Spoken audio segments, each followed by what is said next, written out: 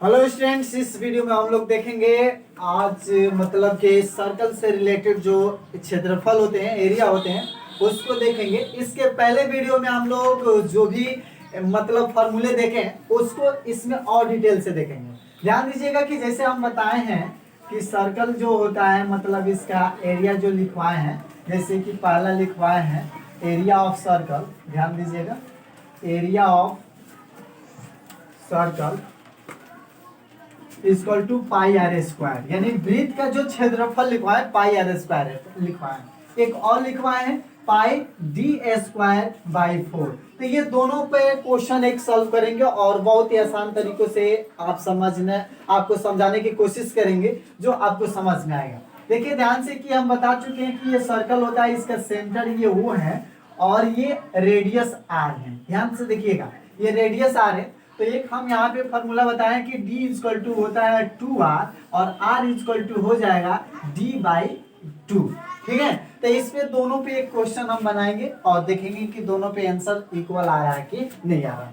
जैसा कि सपोजेट मान लीजिए कि एक क्वेश्चन आपको गिवन है कि r इक्वल टू सपोजेट मान लीजिए यहाँ पे d इक्वल टू है 14 cm, यहाँ पे d इक्वल टू 14 cm है और इसको क्वेश्चन को बनाना है। जैसे कि एक क्वेश्चन है, एक वृत्त का व्यास 14 cm है तो उसका क्षेत्रफल निकाले। यानी क्वेश्चन हमारा है कि एक सर्कल का मतलब कि डायमीटर 14 cm है तो इसका एरिया निकालिए, find the area of circle. तो देखिए कैसे इसे समझेंगे और कैसे बनाएंगे। अगर सपोजिट मान लीजिए कि अगर डायमीटर है, आपको कन्वर्ट नहीं करना है और डायरेक्ट आंसर बनाना हो, मतलब क्वेश्चन को सॉल्व करना हो, तो कैसे सॉल्व करेंगे देखिए ध्यान से पढ़ाइए।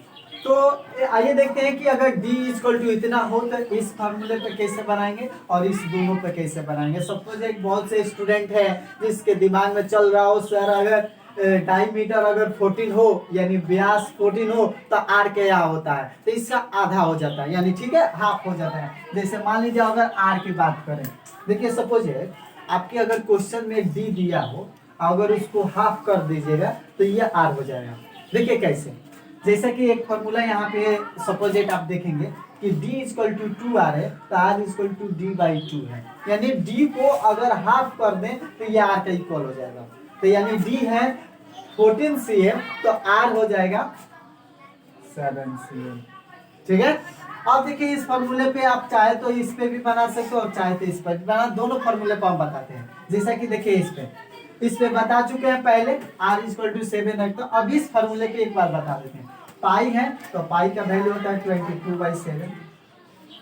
डी स्क्वायर है तो डी स्क्वायर यानी 14 इंटू 14 कर देंगे और डिवाइडेड बाय यहाँ पे क्या है 4 है तो 4 आने देंगे।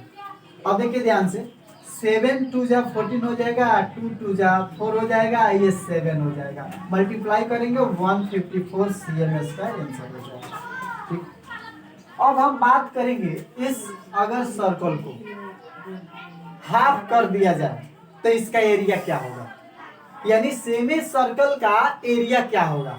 सेमी सर्कल, अब यहाँ पे देखेंगे सेकेंड फॉर्मूला हम सेमी सर्कल। सेमी सर्कल का जो एरिया होता है वो पाई आर स्क्वायर बाई 2 होता है। ध्यान दीजिएगा, सेमी सर्कल का जो एरिया होता है वो पाई आर स्क्वायर बाई 2 होता है। तो ध्यान दीजिएगा कि pi are square by 2 semi circle, semi circle का मतलब होता है हाफ सर्कल, यानी सर्कल को हाफ कर देना। जैसे सपोज मान लीजिए हम करें क्या, इस सर्कल को यहां से रिमूव कर दें तो ये सेमी सर्कल हो गया। ठीक है, सेमी सर्कल जब हो गया इसका एरिया अगर पूछेंगे तो पाई आर स्क्वायर बाई 2 हो जाएगा। जैसे सपोज मान लीजिए इसका रेडियस 7 cm है तो इसका कहा जाए कि इसका क्षेत्रफल निकालिए, माने अर्धवृत्त, इसको हिंदी में बोला जाता है अर्धवृत्त का क्षेत्रफल। हिंदी में लिख देते हैं अर्धवृत्त का क्षेत्रफल, यानी एरिया ऑफ सेमी सर्कल आप बोल सकते हैं। तो अर्धवृत्त का जो क्षेत्रफल होता है पाई आर स्क्वायर बाई 2 होता है। तो ध्यान दीजिएगा करेंगे क्या हम, पाई आर स्क्वायर बाई 2 है तो पाई है तो पाई का वैल्यू 22/7 इंटू आर स्क्वायर है, तो जो आर स्क्वायर है तो आर का वैल्यू है 7 इंटू 7 हो जाएगा और डिवाइडेड बाई 2 है तो यहाँ पे 2 रखेंगे। अब देखिए इसको सॉल्व करेंगे तो 7 से 7 कैंसिल हो जाएगा, ये 154/2 cm स्क्वायर आंसर। अब सपोज मान लीजिए आप कहेंगे सर इसे कैंसिल कीजिए, तो ये कैंसिल करेंगे तो 7 4 जा 14 ना 7 4 जा 14, यानी हो जाएगा कितना बाबू, ये 77 cm स्क्वायर आंसर। यानी अगर सर्कल को हाफ कर दिया जाए तो इसके एरिया भी क्या होता है, हाफ हो जाता है। लेकिन एक बात याद रखिएगा, अगर सर्कल का पेरीमीटर होता है यानी परिधि जो होता है, अगर उसको हाफ कर दिया जाता है हाफ नहीं होता है। ये बहुत ही इंपॉर्टेंट होने वाला है जो आप ठीक से समझेंगे।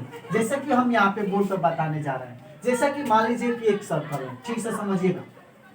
ये सर्कल का सबसे इंपॉर्टेंट जो पॉइंट बताने जा रहे हैं अभी हम बताने जा रहे हैं। जैसा कि मान लीजिए ये सर्कल है, इसका रेडियस r हो, तो इसका जो सर्कमफ्रेंस होता है मतलब परिधि इसको बोलते हैं। अगर इसका परिधि मान लीजिए कि या सपोजेट कि 2πr होता है।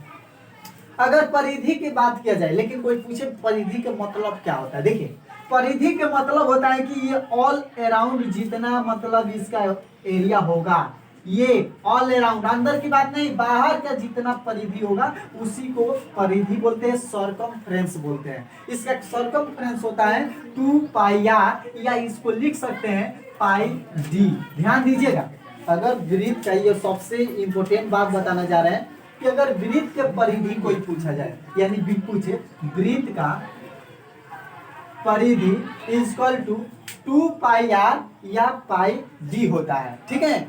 अब ध्यान दीजिएगा कि इस पे क्वेश्चन कैसे बनेगा, बहुत ही आसान है क्वेश्चन बनाना। लेकिन यही अगर पूछा जाए अर्धवृत्त का परिधि क्या होता है, मतलब कि सेमी सर्कल का सर्कमफ्रेंस क्या होता है, तो ध्यान दीजिएगा। लेकिन आप अगर लिख दीजिएगा इसे 2πr, सपोजेट मान लीजिए यहाँ पे हम लिख कर अगर लिखें अर्धवृत्त का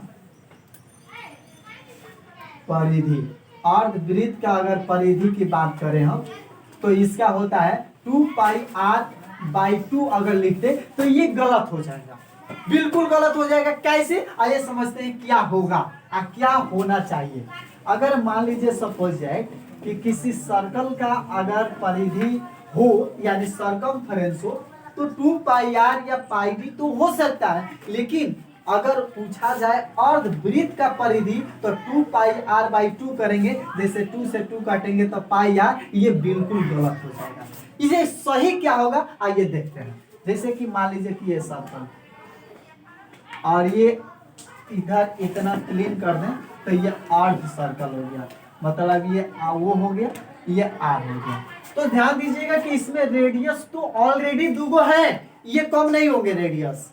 और ध्यान दीजिएगा ये दोनों रेडियस तो होंगे, इसमें πr में लिखेंगे यहाँ पे अर्धवृत्त का परिधि। ये 90% लड़के जो है गलती करते हैं, लिख देते हैं πr।